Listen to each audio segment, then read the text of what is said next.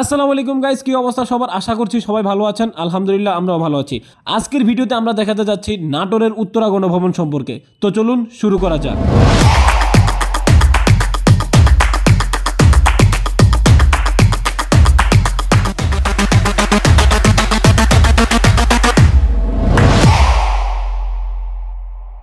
Crazy boys 3 চ্যানেলের পক্ষ থেকে সবাইকে স্বাগতম। আজ আমি আপনাদের নিয়ে এসেছি নাটোরের ঐতিহ্যবাহী উত্তরা গণভবনে। এটি শুধু একটি প্রশাসনিক ভবন নয়, বরং আমাদের দেশের ঐতিহাসিক স্থাপনাগুলোর মধ্যে অন্যতম। চলুন আজকের ভ্রমণে একসঙ্গে আবিষ্কার করি এই স্থাপনার গল্প ও সৌন্দর্য। প্রথমে আমরা আমাদের গাড়িতে করে ঝিনাইদহ থেকে নাটোরে চলে আসলাম। তারপর আমরা আমাদের গাড়িটাকে উত্তরা গণভবনের পাশে যেইখানে গাড়ির পার্কিং করার ব্যবস্থা করা হয়েছে, আমরা সেখানে গাড়ি পার্কিং করার জন্য গাড়িটাকে নিয়ে যাই। নাটোর বাংলাদেশের রাজশাহী বিভাগের ইতিহাস এবং ঐতিহ্যময়ী একটি জেলা। একটা সময় এই নাটোরের অবস্থা এতটাই ভয়াবহ ছিল যে এখানে পায়ে হেঁটে যাতায়াত করাটাও ছিল অসম্ভব ব্যাপার। আর আজকের এই দিনে আমরা চলে আসলাম আমাদের গাড়ি নিয়ে। তাহলে ভাবুন কতটা পরিবর্তন হয়েছে এই নাটোর জেলার। একটা সময় এই নাটোর জেলার নাম ছিল নাটোর, পরবর্তীতে এই নাটোর নামটি পরিবর্তন করে নাটোর জেলা নাম রাখা হয়। অন্য অভিমতে নাটোর জেলার পাশ দিয়ে বয়ে যাওয়া নারদ নদীর নাম থেকে নাটোর জেলার নামকরণ করা হয়েছে। নাটোর জেলার নাম শুনলেই চোখের সামনে ভেসে ওঠে বাংলার অপরূপ প্রকৃতি, যেখানে খুঁজে পাওয়া যায় বাংলার রাজা রানীর গৌরবময় ইতিহাস। আর এই ইতিহাসগুলো জানতে আমরা ক্রেজি বয়েজ 3 চ্যানেলের পক্ষ থেকে চলে আসলাম। আমি আহমেদ কৌশিক, মাহমুদ স্যার এবং ক্যামেরায় থাকা আলী সহকারে মোট 5 জন। গাড়ি থেকে নেমেই আমরা চলে আসলাম নাটোরের উত্তরা গণভবনের মূল গেটের সামনে, যেখান থেকে টিকিট কাটা হয়। আর এখানে উত্তরা গণভবনের ইতিহাস সম্পর্কে বলা আছে সংক্ষিপ্ত আকারে। তো যাই হোক, আমরা সেদিকে নজর না দিয়ে সরাসরি চলে গেলাম টিকিট কাটার উদ্দেশ্যে। তো আমাদের মাহমুদ ভাই টিকিট কাটতে চলে গেলেন, কারণ 5 জনের টিকিট আনার জন্য একজনই যথেষ্ট। আর এই যে দেখতে পাচ্ছেন, এই গেট দিয়ে প্রবেশ করে দর্শনার্থীরা মূল ভবন ও বাগানে পৌঁছাতে পারেন। প্রবেশের জন্য টিকিটের মূল্য 20 টাকা, যা গেটের কাছাকাছি কাউন্টার থেকে আমরা সংগ্রহ করে নিলাম। গ্রীষ্মকালে এই নাটোর গণভবন সকাল 10টা থেকে সন্ধ্যা 6টা পর্যন্ত এবং শীতকালে সকাল 10টা থেকে সন্ধ্যা 5টা পর্যন্ত দর্শনার্থীদের জন্য খোলা থাকে এবং প্রতি রবিবার এটি বন্ধ থাকে। কাউন্টার থেকে টিকিট কাটা শেষে আমরা সবাই বেরিয়ে পড়লাম নাটোরের উত্তরা গণভবনের ভিতরে যাওয়ার জন্য। উত্তরা গণভবনের প্রধান গেটের সামনে আসা মাত্রই দেখতে পেলেন যে এই গেটটি দৃষ্টিনন্দন ও স্থাপত্যশৈলীর জন্য পরিচিত। এটি মোগল ও পাশ্চাত্য স্থাপত্যশৈলীর মিশ্রণে নির্মিত, যা ভবনের সামগ্রিক নকশার সঙ্গে সামঞ্জস্যপূর্ণ। গেটের উপরে একটি ঘড়ি স্থাপন করা হয়েছে, যা এর সৌন্দর্য ও কার্যকারিতা বৃদ্ধি করে। গেটটি লাল ও সাদা রঙের সংমিশ্রণে রঙিন, যা ঐতিহ্যবাহী স্থাপত্যের প্রতিফলন ঘটায়। গেটের স্থাপত্যশৈলী ও নকশা উত্তরা গণভবনের ঐতিহাসিক ও সাংস্কৃতিক গুরুত্বকে প্রতিফলিত করে, যা দর্শনার্থীদের মুগ্ধ করে। উত্তরা গণভবনের প্রকৃতির স্নিগ্ধতায় মনের জানালা খুলে গেল। এটা এত সুন্দর একটা পরিবেশ যা বলে বোঝানোর মতো নয়। প্রকৃতির প্রতিটি শ্বাসে জীবনের নতুন অর্থ খুঁজে পেলাম, যেখানে অবিরাম সৌন্দর্য রয়েছে। এই জায়গার মানুষের কোলাহল, এই জায়গার সবুজের ছোঁয়া প্রকৃতি যেন আপন করে কাছে টেনে নিল। সবুজ গাছের ছায়ায় এবং বাতাসের মৃদু স্বরে মনে শান্তির গান গাইছে। প্রকৃতির মাঝে এই এক অপূর্ব অনুভূতি, যেখানে মন এবং আত্মা উভয় পূর্ণতা পায়। এখানে দেখতে পাচ্ছেন একটি কামান। উত্তরা গণভবনের চত্বরে থাকা এই কামানগুলো মূলত মোগল বা ব্রিটিশ আমলের নিদর্শন হতে পারে। এই কামানগুলো যুদ্ধের সময় ব্যবহৃত হতো এবং এগুলো স্থানীয় শক্তি ও সামরিক ক্ষমতার প্রতীক ছিল। এগুলো সাধারণত ঐতিহাসিক স্থাপনার সামনের দিকে রাখা হয়, যা সেই সময়কার প্রতিরক্ষা ব্যবস্থার স্মারক হিসেবে স্থাপন করা হয়েছে। কামানগুলো উত্তরা গণভবনের ইতিহাসকে আরও গভীরভাবে ফুটিয়ে তোলে। সামনে যে সাদা ভবনটি দেখতে পাচ্ছেন, এই ভবনটি 2 তলা বা 3 তলা বিশিষ্ট, যা মূলত প্রশাসনিক কাজ এবং রাজ পরিবারের বাসস্থানের জন্য ব্যবহার করা হতো। ভবনটি একসময় নাটোরের জমিদার পরিবারের প্রশাসনিক কার্যালয় হিসেবে ব্যবহার হলেও বর্তমানে এটি সরকারি ব্যবস্থাপনায় পর্যটন আকর্ষণের অংশ হিসেবে ব্যবহার করা হয়। ভবনের সামনে প্রশস্ত যে বারান্দাটি একটু আগে আপনারা দেখতে পেলেন, এই বারান্দাটি স্থানীয় জলবায়ুর সঙ্গে সামঞ্জস্যপূর্ণ রেখে নির্মিত করা হয়েছে। ভবনের পেছনে ছোটোখাটো একটা সিঁড়ি রয়েছে, আর আমরা এখন সেই সিঁড়িটাই দেখতে যাচ্ছি। আর এই যে দেখতে পাচ্ছেন, এটাই হলো সেই সিঁড়িটা। সিঁড়িটা দেখতে ছোটোখাটো হলেও এর গুরুত্ব কিন্তু অনেক, কারণ দেখতেই পাচ্ছেন এই সিঁড়িটার 2 দিক দিয়ে উঠানামা করা যায় এবং এটা হলো এই ভবনে প্রবেশ করার মূল সিঁড়ি। সিঁড়িটির 2 পাশের সমান আকৃতির, যা স্থানটিকে একটি প্রতিসম ও মনোমুগ্ধকর দৃশ্য প্রদান করে। সিঁড়িটি পাথর বা কংক্রিট দিয়ে তৈরি এবং এর প্রান্তে রেলিং রয়েছে, যা ঐতিহ্যবাহী নকশার প্রতিফলন। সিঁড়িটি ভবনের মূল প্রবেশপথের দিকে নিয়ে যায় এবং এটি বর্তমানে পর্যটকদের জন্য উন্মুক্ত। তবে একটা সময় এই সিঁড়ি মূলত রাজা এবং অতিথিদের জন্য ব্যবহার করা হতো, যা জমিদার যুগের আভিজাত্যের প্রতীক। আর এখন আমরা যাচ্ছি এই উত্তরা গণভবনের ঐতিহ্যবাহী আরেকটি বললে ভুল হবে, কারণ এখানে অনেকগুলো জায়গা রয়েছে। তো একে একে আমরা সবগুলো দেখাচ্ছি। দেখতেই পাচ্ছেন এই সাইনবোর্ডের মধ্যে লেখা রয়েছে কুইন্স প্লেস অর্থাৎ রানীমহল, কুইন্স ঘাট অর্থাৎ রানীঘাট, বঙ্গবন্ধু শেখ মুজিবুর রহমানের নিজ হাতে রোপণকৃত হৈমন্তী গাছ এবং মিনি চিড়িয়াখানা। তো চলুন ঘুরে দেখা যাক এই জায়গাগুলো। রানীঘাটের দিকে যাওয়ার পথে বড় বড় গাছপালা এবং সুন্দর ছায়ায় মন ছুঁয়ে যায় আমাদের, এবং রঙিন ফুলের বাগান পথের সৌন্দর্যকে আরও বাড়িয়ে তোলে। চারপাশের নিস্তব্ধতা এবং পাখির কিচিরমিচির এক মধুর অভিজ্ঞতা দেয় আমাদেরকে। প্রতিটি দৃশ্য যেন অতীতের ইতিহাস এবং রাজকীয় জীবনের কথা মনে করিয়ে দেয়। রানীঘাটে যাওয়ার পথের ফুলের বাগানগুলো আমাদের নজর কাড়ে। এই ফুল বাগান প্রকৃতির এক অপূর্ব চিত্র এঁকে দেয়। ফুলের হালকা সুবাস বাতাসে মিশে পরিবেশকে আরও মোহনীয় করে তোলে। এই বাগানগুলো রানীঘাটে যাওয়ার অভিজ্ঞতাকে স্মরণীয় করে রেখেছে। রানীঘাটে যাওয়ার এই পথের সবচেয়ে আকর্ষণীয় দিক হলো এর শান্ত ও নিরিবিলি পরিবেশ। চারপাশের নিস্তব্ধতা, হালকা বাতাসের শব্দ এবং পাখিদের মিষ্টি কলতান আপনাকে শহরের কোলাহল থেকে দূরে নিয়ে যায়। প্রতিটি দৃশ্য যেন এক একটি গল্প বলে। এই রাস্তা ধরে হাঁটতে হাঁটতে মনে হয় আপনি কোনো প্রাচীন সময়ের রাজকীয় পরিবেশের অংশ হয়ে গিয়েছেন। জমিদার আমলের স্মৃতি, তাদের জীবনযাত্রা এবং সেই সময়ের সৌন্দর্যের ছোঁয়া এখানে প্রতিটি জায়গায় অনুভব করা যায়। দেখতে দেখতে আমরা রানীঘাটে এসে পৌঁছালাম, আর এখানে এসে মন যেন আরও প্রশান্ত হয়ে উঠল। চারপাশের নীরব প্রকৃতি, ঐতিহাসিক স্থাপত্য এবং শান্ত নদীর জলরাশি সবকিছু মিলেমিশে একটা সুন্দর পরিবেশ তৈরি করেছে। রানীঘাটের পাথরের সিঁড়িগুলো যা নদীর দিকে নেমে গেছে, যেন অতীতের কোনো রাজকীয় গল্পের অংশ হয়ে দাঁড়িয়ে আছে। এই ঘাটে দাঁড়িয়ে সামনের দিকে তাকালে দেখা যায় নদীর শান্ত জল, যা সূর্যের আলোয় ঝিকমিকি করছে।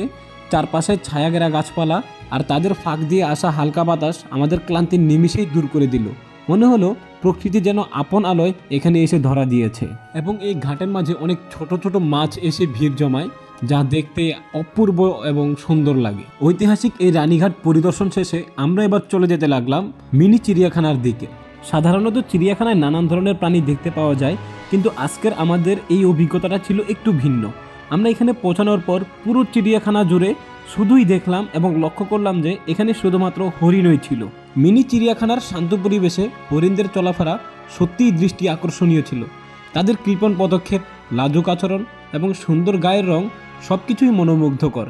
একদিক দিয়ে দেখতে গেলে মনে হচ্ছিল যেন তারা একে অপরের সাথে গা মিলিয়ে চলছিল, আর অন্যদিকে ছিল তাদের নিঃশব্দ যাত্রা, যেন পৃথিবীর সমস্ত কিছুর থেকে দূরে নিজেদের ছোট্ট জগতেই তারা বাস করছে।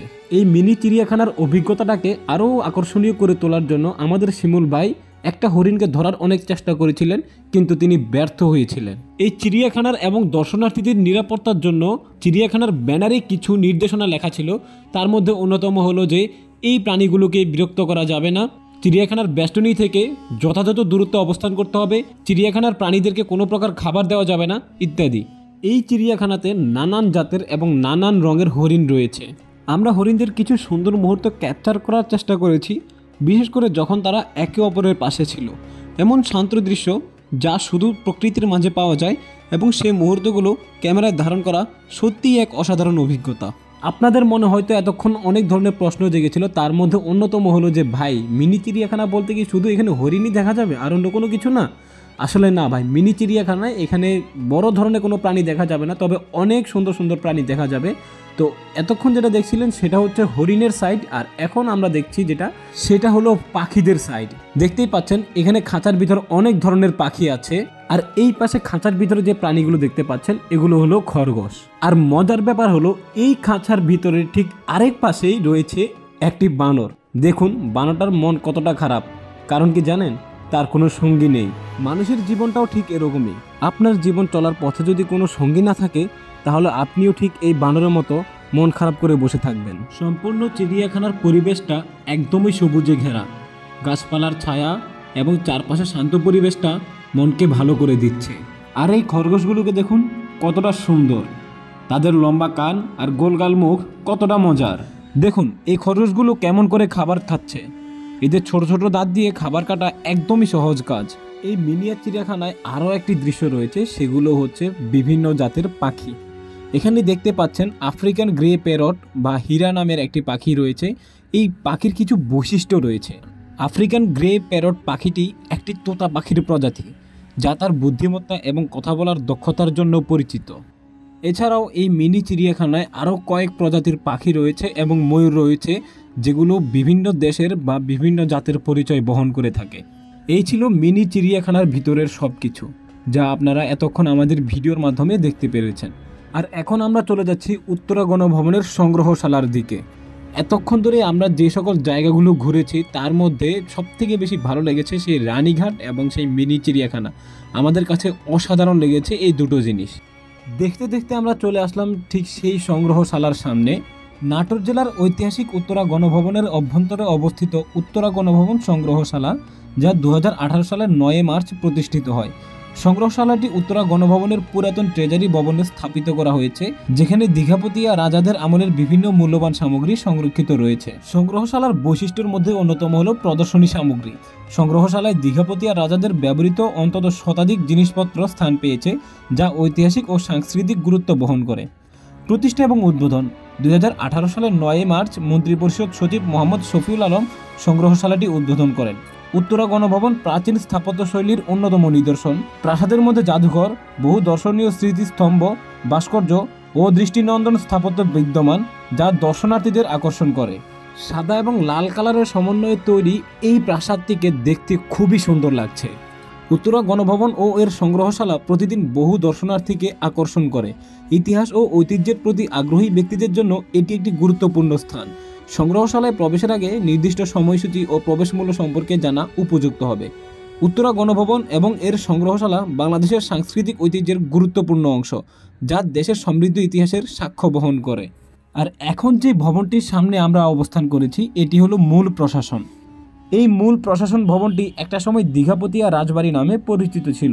বাংলাদেশের নাটোর জেলায় অবস্থিত একটি ঐতিহাসিক প্রাসাদ হলো এটি। বর্তমানে এটি উত্তরবঙ্গে প্রধানমন্ত্রীর স্থানীয় কার্যালয় ও বাসভবন হিসেবে ব্যবহৃত হয়। এছাড়াও বাংলাদেশের উত্তরবঙ্গের উন্নয়ন প্রকল্পগুলো পর্যবেক্ষণ ও বাস্তবায়নের জন্য এখান থেকে প্রশাসনিক নির্দেশনা দেওয়া হয়। কৃষি শিক্ষা, স্বাস্থ্য এবং অবকাঠামোগত উন্নয়ন সম্পর্কিত আলোচনা ও কার্যক্রম পরিচালিত হয় এখান থেকেই। এমনকি উত্তরাঞ্চলের বিভিন্ন জেলা প্রশাসকের সঙ্গে সমন্বয় এবং সমস্যা সমাধানের জন্য এই ভবনটি ব্যবহার করা হয়। স্থানীয় জনগণের সুবিধার্থে উন্নয়ন প্রকল্প এবং সরকারি সেবা প্রদান সংক্রান্ত বিষয় এখান থেকে পরিচালিত হয়। ঐতিহাসিক ও সাংস্কৃতিকভাবে গুরুত্বপূর্ণ এই ভবনের সংরক্ষণ ও রক্ষণাবেক্ষণ কার্যক্রম এখান থেকে পরিচালিত হয়। এটি একটি পর্যটন কেন্দ্র হিসেবেও ব্যবহৃত হয় এবং দর্শনার্থীদের জন্য খুলে দেওয়া হয় নির্ধারিত সময়ে। উত্তরা গণভবনকে উত্তরাঞ্চলের প্রশাসনিক কেন্দ্র হিসেবে আরও কার্যকরভাবে ব্যবহার করার জন্য ভবনের রক্ষণাবেক্ষণ, নিরাপত্তা ব্যবস্থা উন্নয়ন এবং পর্যটন সম্ভাবনা বাড়ানোর পরিকল্পনা নেওয়া হয়েছে। বর্তমানে এটি শুধুমাত্র একটি ঐতিহাসিক নিদর্শন নয়, এটি উত্তরাঞ্চলের প্রশাসনিক কার্যক্রম পরিচালনার কেন্দ্রবিন্দু, যা দেশের উন্নয়ন ও প্রশাসনিক কার্যক্রমে গুরুত্বপূর্ণ ভূমিকা পালন করে। আমরা এখন চলে আসলাম সেই উত্তরা গণভবনের মূল প্রশাসন ভবনের একদম পিছনের দিকে। দেখতেই পাচ্ছেন এখানে একটি স্টিকারের মধ্যে লেখা রয়েছে যে এই জায়গাটা সম্পূর্ণ সিসি ক্যামেরার আওতায় নিয়ন্ত্রিত, এবং এখানে দেখেন অনেকগুলো আভিজাবি লেখা রয়েছে, যেগুলা সাধারণত আবেগী বয়স যাদের, তাদের কাজ কারবার। যদিও ভিতরে প্রবেশ করার জন্য সকল ধরনের দরজা বন্ধ, কিন্তু তারপরে আমাদের মাহমুদ ভাই চেষ্টা চালিয়ে যাচ্ছেন যে ভিতরে কি আছে তা দেখার জন্য।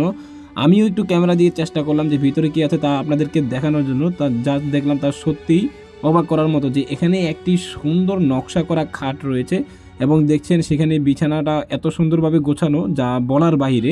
সত্যি বলতে ভিতরের এতটুকু দৃশ্য দেখার পর আমাদের মনটা ভরে গেল। আর এখন আমরা প্রবেশ করলাম উত্তরা গণভবনের পাখি অভয়াশ্রমের ভিতরে। এখানে দেখতে পাচ্ছেন একটি খোলা মাঠ, একটি ভবন এবং পাশেই একটি ঘাট রয়েছে। এই ঘাটটির নির্দিষ্ট কোনো নাম নেই, তবে শুধুমাত্র ঘাট বললেই চলে। কাছারি ভবনটি মোগল ও ইউরোপীয় স্থাপত্য শৈলীর সমন্বয়ে নির্মিত। এতে স্থানীয় কারিগরি দক্ষতা ও রাজস্বিক আভিজাত্যের ছাপ স্পষ্ট। এখানে রাজকীয় কর আদায়, জমিদারি প্রশাসন এবং বিচার কার্য পরিচালিত হতো। এটি ছিল রাজ্যের অর্থনৈতিক ও প্রশাসনিক কর্মকাণ্ডের মূল কেন্দ্র। বর্তমানে কাছারি ভবনটি ঐতিহাসিক গুরুত্বের কারণে সংরক্ষিত। এটি সরকারি ব্যবহারের পাশাপাশি পর্যটকদের জন্য উন্মুক্ত। কাছারি ভবনটি ছিল জমিদারি ও রাজস্ব ব্যবস্থাপনার মূল কেন্দ্র। এখানে জমিদাররা রাজস্ব আদায়, জমি সংক্রান্ত মামলা মোকদ্দমা এবং অন্যান্য প্রশাসনিক কার্যক্রম পরিচালনা করতেন। এই ভবনটি রাজস্ব ব্যবস্থাপনার অন্যতম মূল স্থান ছিল। রাজস্ব আদায়ের পাশাপাশি এখানেই জমির মালিকানার প্রমাণপত্র এবং অন্যান্য প্রশাসনিক কার্যক্রম সম্পন্ন করা হতো। কাছারি ভবনের স্থাপত্য শৈলী এবং নকশা ঐতিহ্যগতভাবে গুরুত্বপূর্ণ। এর ডিজাইন এবং নির্মাণে বাংলার ঐতিহ্য এবং রাজকীয় শিল্পের ছাপ স্পষ্ট দেখা যায়। বর্তমানে কাছারি ভবনটি পর্যটকদের জন্য খোলা থাকে, যা ইতিহাস এবং স্থাপত্যের প্রতি আগ্রহী মানুষের জন্য একটি গুরুত্বপূর্ণ দর্শনীয় স্থান হয়ে উঠেছে। কাছারি ভবনের পিছনের দিকটাতে আমরা অনেক আশা নিয়ে ঘুরতে গেলাম, কিন্তু সেই আশাটা আমাদের হতাশায় পরিণত হলো। কারণ কি? কারণ হলো যে এই কাছারি ভবনের পিছনের দিকটা নিরাপত্তা বেষ্টনী দিয়ে বন্ধ করে রাখা হয়েছে। তো যাই হোক, এই জায়গাটা ঘোরা শেষে আমরা চলে গেলাম অন্য আরেকটা জায়গায়, যে জায়গার প্রকৃতি নাটোরের উত্তরা গণভবনকে আরও সৌন্দর্যময় করে তুলেছে। বাংলাদেশের রাজধানী ঢাকা থেকে প্রায় 40 কিলোমিটার দূরে নাটোর জেলার উত্তরা গণভবন একটি ঐতিহাসিক স্থান ও প্রাকৃতিক সৌন্দর্যের অন্যতম কেন্দ্র। এখানে রয়েছে বিস্তৃত বাগান, যার মধ্যে বিভিন্ন প্রজাতির গাছ এবং ফুলের বাগান রয়েছে।